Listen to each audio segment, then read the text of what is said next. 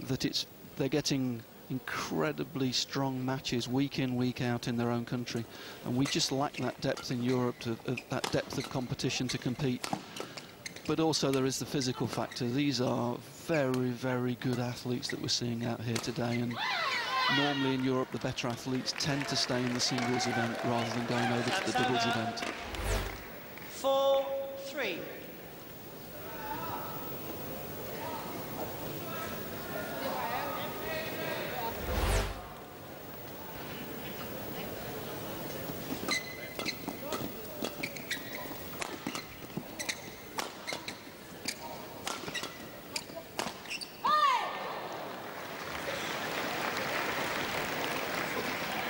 I appreciate the point you were making there, but I want to be a little bit controversial.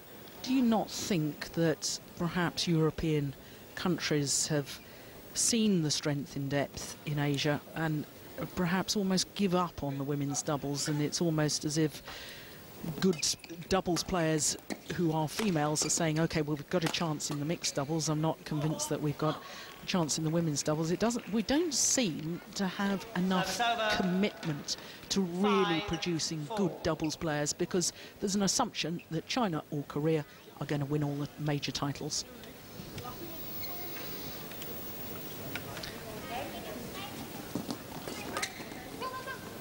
Yeah, I think in Europe we've been on a bit of a downward spiral with the ladies doubles for a while. There was, in your day, there was 2 or 3 European pairs competing for dominance in Europe, and at least there was some competition there.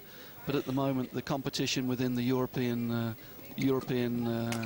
tournament circuit is a very, very low level on ladies doubles, to be honest, and that doesn't help.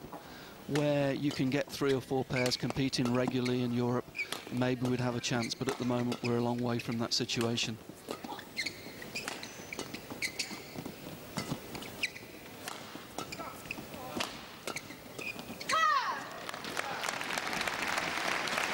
But just as far as the Olympic champions are concerned, you know, I look at their physiques, physically they're built very strong, you know, and I'm just sort of thinking, well, there's an obvious comparison between the pair at the opposite side of the court, who are far leaner and taller athletes.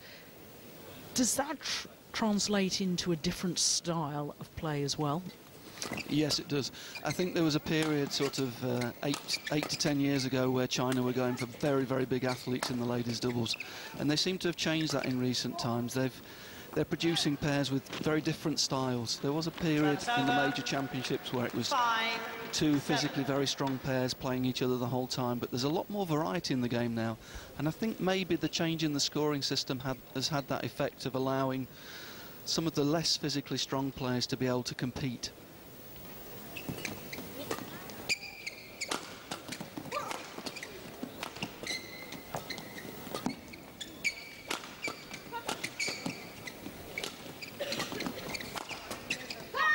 Now you see, when I watch that rally and I watch the style of Cheng Shu and Zhao Yunlei, and it's all out attack, and to me that's reminiscent of Gefei and Gu Jun, who of course won 4 All-England titles, and Gao Ling and Huang Sui 6 consecutive All-England titles. And to me it's quite obvious that the most successful doubles players actually are willing to attack, and we have seen, you're right in that we have seen a trend that you have to be good in defence. Of course you've got to be good in defence, but too many pairs have become defensive, in my opinion, rather than being willing to be adventurous in women's doubles. Yes, that's true. That's very true. I think we'll see a little clash of styles in this match, actually. We'll see the Olympic champions, Du and Yu, trying to play a more attack and defence type game, trying to get control of the front court and play very much a front and back situation. Whereas from the other side, with the slightly less physically well-built girls, we'll see them trying to play a more mobile game with a lot more variety and looking for more rotation in their play and try and confuse their opponents.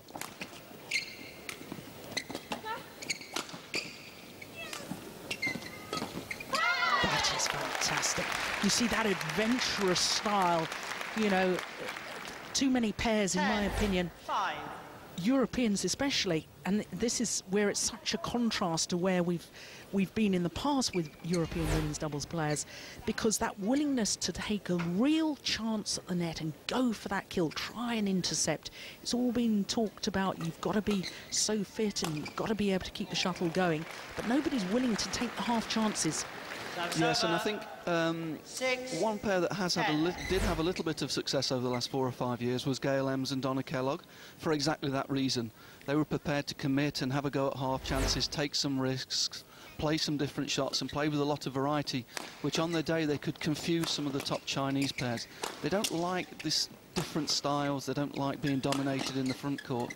And Donna and Gail for a couple of years were really able to compete with them for those very reasons.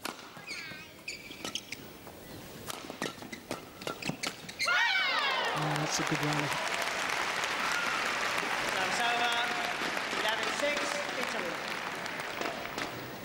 So a 5-point advantage to last year's beaten finalists at the mid-game interval.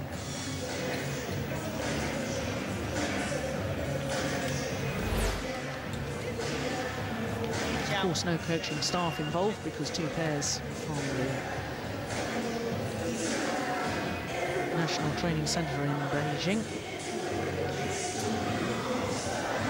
just left to their own devices. Yeah, low serving throughout so far as the Olympic champions are concerned.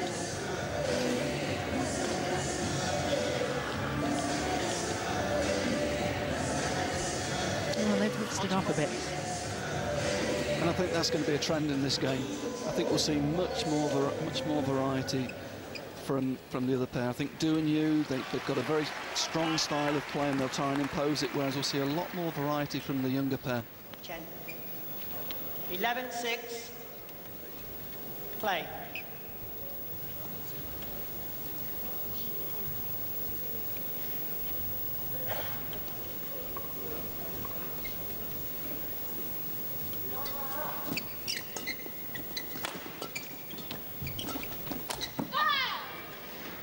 Well, this is actually the 5th time that these 2 pairs have met each other previously.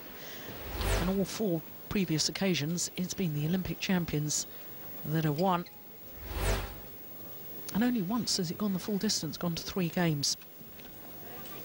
But that was a couple of years ago, quarter-final of the China Open.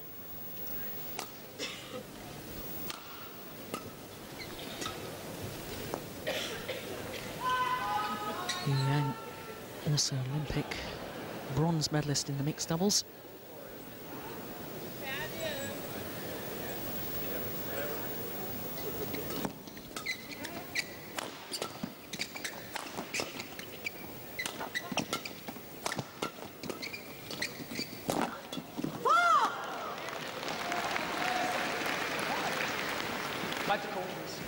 Service over, 7-12. Well, I think she's embarrassed by that more than anything.